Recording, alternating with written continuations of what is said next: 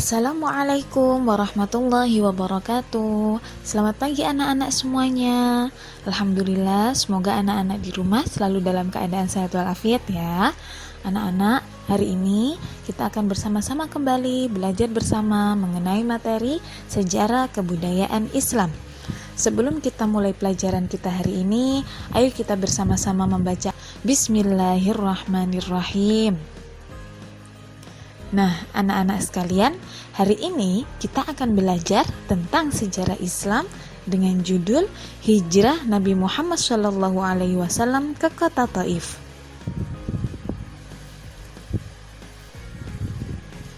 Nah, anak-anak, yang perlu anak-anak ketahui adalah bahwasanya kota Taif adalah kota yang terletak kurang lebih 65 km di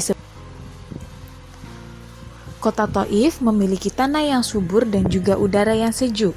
Banyak sekali penduduk kota Taif yang menanam semangka, anggur, dan juga kurma. Penduduk kota Taif adalah Bani Sakif, yang mana di dalamnya masih terdapat kerabat Nabi Muhammad SAW seperti Kinana, Mas'ud, dan juga Habib. Dalam Bani Sakif terdapat dua suku anak-anak, yaitu ada Bani Malik dan juga Bani Akhlaf.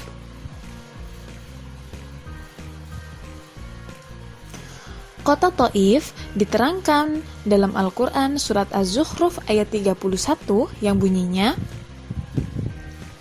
Bismillahirrahmanirrahim.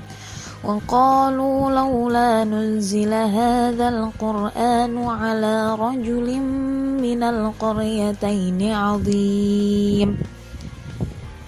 Yang artinya adalah, dan mereka berkata, mengapa Al-Quran ini tidak diturunkan kepada seorang besar dari salah satu dua negeri ini, Makkah dan Taif. Kata Qaryataini dalam ayat ini itu mengarah kepada dua kota besar, yaitu Makkah dan juga Taif. Selanjutnya anak-anak, sekarang Bu Umu akan menjelaskan bagaimana kronologi atau runtutan peristiwanya Rasulullah SAW hijrah ke kota Taif. Diperhatikan ya. Pada bulan Syawal tahun ke-10 dari kenabian, Nabi Muhammad SAW dan juga sahabatnya Zaid bin Haritsah menuju ke kota Taif.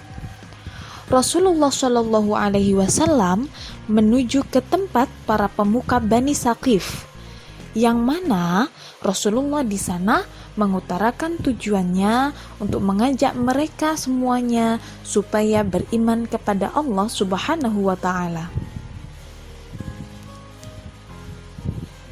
Akan tetapi, ajakan Nabi Muhammad SAW ditolak dan dijawab dengan kasar oleh Bani Sakif dan juga penduduk Taif.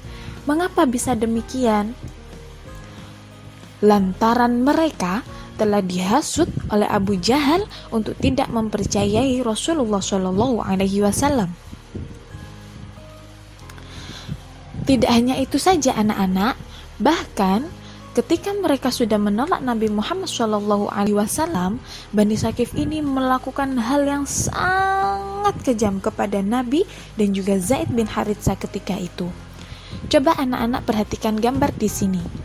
Di sini Bu Umu kenalkan, anggaplah gambar yang di sebelah kiri adalah penduduk Taif, ya. Ketika itu adalah penjahat dan juga para budak. Kemudian Nabi Muhammad dan Zaid bin Haritsah. Kemudian gambar sebelah kanan adalah kebun milik Utbah bin Rabi'ah dan juga Syaibah bin Rabi'ah. Anak-anak, yang perlu anak-anak ketahui, ketika penduduk Taif atau Bani Sakif menolak ajakan Nabi Muhammad untuk masuk Islam, mereka mengusir Nabi dan juga Zaid bin Haritsah dari kota Taif. Bahkan mereka mengirimkan penjahat dan juga para budak untuk mencerca dan melempari batu Nabi Muhammad SAW, hingga Nabi Muhammad SAW dan sahabat Zaid bin Haritsah mengalami luka yang sangat parah. Akhirnya Rasulullah SAW dan sahabat Zaid bin Haritsah melarikan diri dan sembunyi untuk menyelamatkan diri di kebun milik Utbah bin Rabi'ah dan juga Syaibah bin Rabi'ah.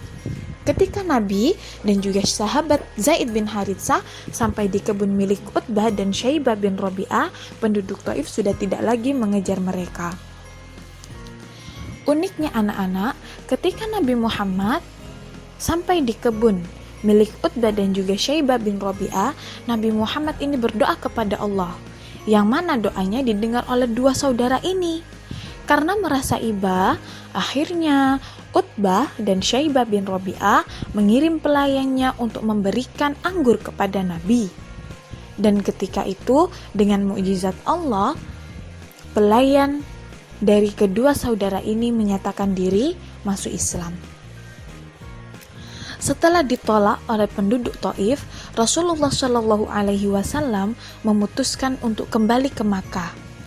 Nah, meski mendapat perlakuan kasar, Rasulullah Shallallahu Alaihi Wasallam tetap tabah dan tidak membalas perlakuan penduduk Taif, dan akhirnya kembali ke Makkah dengan perlindungan dari Mut'am bin Adi dari Bani Khuza'ah, sehingga Nabi dapat memasuki kota Makkah dengan selamat.